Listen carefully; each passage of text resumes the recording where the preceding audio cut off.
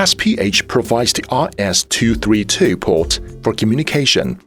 The whole energy storage system can be monitored via Shinewifi and ShineLink. Firstly, turn the pin 1 and pin 2 to on before connecting Shinewifi or ShineLink to RS-232 port. For ShineLink, plug the ShineLink stick into the RS-232 port and tighten it by screw.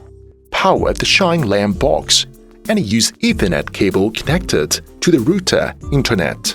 When the web light is flashing, means it's connecting to the router, and being on means its connection is successful.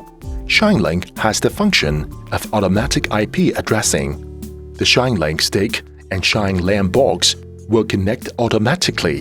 The flashing device light means ShineLink is working.